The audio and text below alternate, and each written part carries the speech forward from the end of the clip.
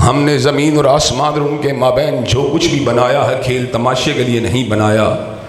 لو اردنا ان نتخذ لہوا لاتخذناہ من لدنا ان کنا فاعلین. اگر ہم نے کھیل ہی کھیلنا ہوتا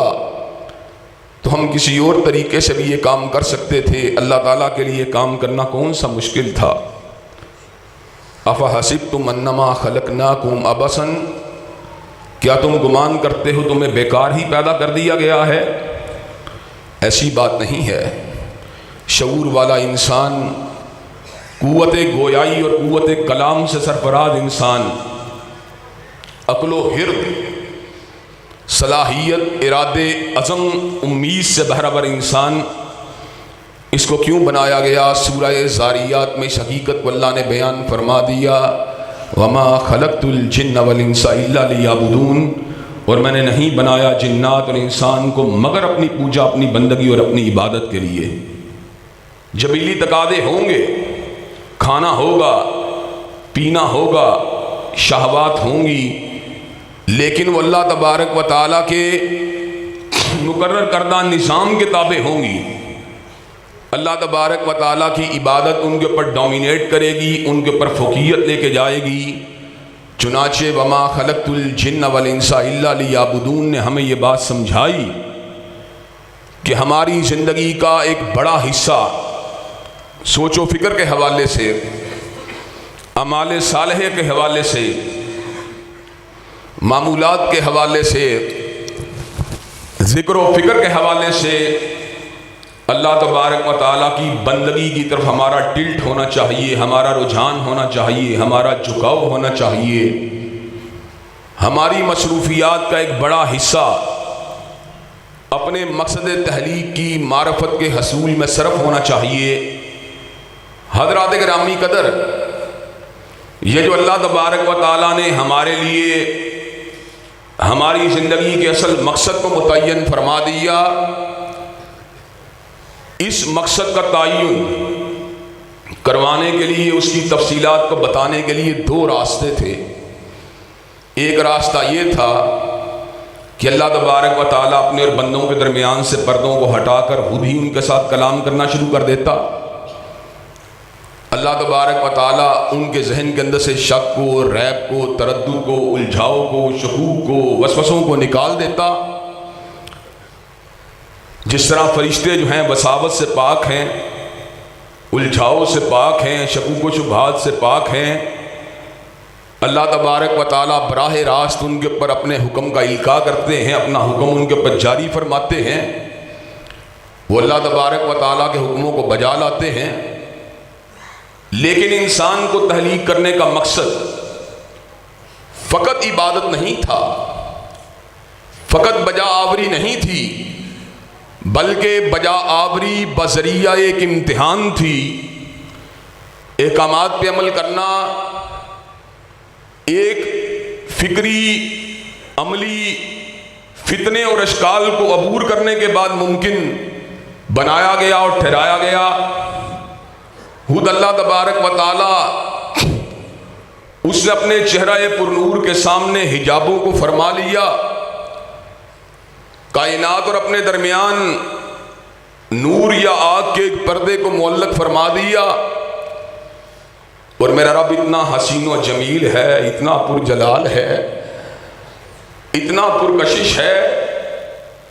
اتنا خوبصورت ہے، اور اتنی جلال والی اس کی خوبصورتی اور حسن ہے، اتنا اس کا جمال اپنی انتہا کے اوپر پہنچا ہوا ہے، اور اس جمال میں اتنی حدت و شدت ہے کہ حدیث پاک میں آیا ہے اگر اللہ تبارک و تعالیٰ اپنے چہرہ پر جلال و جمال کے سامنے سے حجابوں کو ہٹا دیں تو اللہ کی ساری مخلوق اللہ کے چہرے کی حدت کی وجہ سے جل کے راکھ ہو جائے. اللہ تبارک و تعالیٰ کی نگاہوں کے سامنے آنے والی کوئی چیز بھی اپنے ذاتی حیثیت، اپنے وجود کی حیثیت کو کھو بیٹھے. اللہ تبارک و تعالیٰ نے اپنے سامنے پردہ نار یا نور کو اپنی اور مخلوق کے درمیان فرما دیا. آسمان و زمین کو تحلیق کرنے کے بعد نفس انسانی کے اندر ایک عقل کی شمع کو جلا دیا، ایک ہرد کی شمع کو جلا دیا، ایک شعور اور ایک آگہی کی شمع کو جلا دیا۔ آگہی کی یہ شمع انسان کو اس بات کے اوپر آمادہ و تیار کرتی ہے کہ انسان کائنات کی کتاب کے اوپر غور و خوض کرنے کے بعد، کائنات کی تخلیق کے اوپر غور و خوض کرنے کے بعد اس بات کو بآسانی پہچان جاتا ہے کہ کائنات از خود نہیں بنی، بلکہ کائنات کو بنانے والا مالک ہے، خالق ہے، اول ہے، آخر ہے، حی ہے، قیوم ہے۔ حضرات گرامی قدر، آج پولید کی مسجد کے اندر اگر کوئی آپ کو یہ بات کہے یہ پلر مزدوروں نے نہیں لگائے، یہ چھت ٹھیکیدار نے نہیں بنائی، یہ نقشہ انجینئر نے نہیں بنایا، یہ اینٹیں مزدوروں نے نہیں لگائیں، یہ ساری کی ساری بجلی کی وائرنگ مستریوں نے نہیں کی، یہ کمکمے، یہ فانوس از خود ہی آ کے لگ گئے تھے، یہ پنکھے جو تھے از خود اوپر اٹھ کے دیواروں پہ چڑھ گئے تھے۔ آپ کہیں گے کنال دو کنال کی یہ مسجد جو کہ اللہ کے فضل و کرم سے اہل توحید کا ایک عظیم الشان مرکز ہے، اور انشاءاللہ یہ مرکز قیامت کی دیواروں تک زندہ و جاوید رہے گا انشاءاللہ۔ حضرات گرامی قدر، آپ کا عقل بھی نہیں مانے گی، آپ کا شعور بھی نہیں مانے گا، آپ کا ہرد بھی نہیں مانے گا، آپ کی کنکلوڈ کرنے کی صلاحیت بھی نہیں مانے گی، آپ کی انالیسس کی صلاحیت بھی نہیں مانے گی۔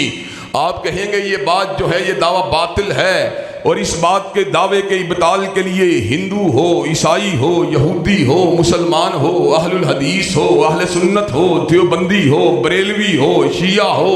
ہر بندہ یہ بات کرے گا یہ دعویٰ جو ہے یہ باطل ہے، یہ مسجد از خود نہیں بنی بلکہ اس کو بنانے والا کوئی موجود ہے۔ حضرات گرامی قدر، جس چھت کو پلروں کے سہارے کھڑا کیا گیا اگر وہ از خود نہیں بنا تو کائنات کی سب سے بڑی چھت جس کو پلروں کے بغیر کھڑا کیا گیا کیا وہ از خود بن سکتی ہے؟ حضرات گرامی قدر، وہ چھت بھی از خود نہیں بنی، رب کعبہ کی قسم ہے اس کو بنانے والا بھی میرا خالق و مالک ہے، اس کو بنانے والا بھی اول و آخر ہے، اس کو بنانے والا بھی فاتر ہے۔ حضرات گرامی قدر، بعض لوگ جو نادان ہیں، جو احمق ہیں، جو بے وقوف ہیں، جن کی نگاہ فقط مادے کی جھریوں پہ ہوتی ہے یا مادے کی جھلیوں پہ ہوتی ہے، وہ اندھے مادے کو کائنات کا خالق و مالک سمجھتے ہیں۔ وہ بگ بینگ کی تھیوری کے اوپر یقین رکھنے والے لوگ وہ ہر چیز کو خودکار سمجھتے ہیں۔ حضرات گرامی قدر، سوچنے کی بات یہ ہے مادہ اندھا ہے، اندھے مادے کو کس نے یہ بات بتلائی کہ مرغی کے انڈے کے اندر سے اس پرندے کو نکلنا چاہیے جو زمین پہ چلتا ہے، دانے کو چگتا ہے،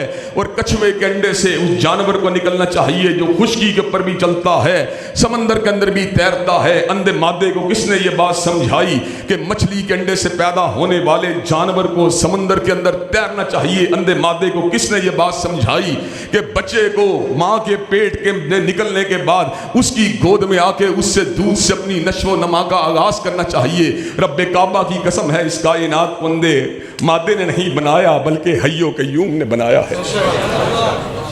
اس کو فعال لما یرید نے بنایا ہے، اس کو علی کل شیء قدیر نے بنایا ہے، اس کو مدبر الامور نے بنایا ہے، اس کو حکیم و دانا پروردگار نے بنایا ہے۔ حضرات گرامی قدر، یہ سوال تھا جو ایک انسان کی سوچ کو جلا دینے والا، اس کی فکر کو جلا دینے والا، اس کے لیے روشنی کی سمت کا تعین کر دینے والا، اس کے لیے صراط مستقیم کی علامت بن جانے والا۔ حضرات گرامی قدر، اگر اللہ تبارک و تعالیٰ اس کو عقل و شعور پہ چھوڑ دیتے، اس کو حکمت پہ چھوڑ دیتے، اس کو دانائی پہ چھوڑ دیتے، اس کو عقل سلیم پہ چھوڑ دیتے، پھر بھی ہر انسان کی یہ ذمہ داری تھی اپنے خالق کو پہچانتا، اپنے مالک کو پہچانتا، اسی کو اپنا ملجا و ماوا سمجھتا، اسی کے ہول پہ یقین رکھتا، اسی کی قوت پہ یقین رکھتا، اسی کی تائید پہ یقین رکھتا، اسی کی نصرت پہ یقین رکھتا، اسی سے امیدوں کو بستہ کرتا، اسی کے خوف کو اپنے دل میں جگہ دیتا،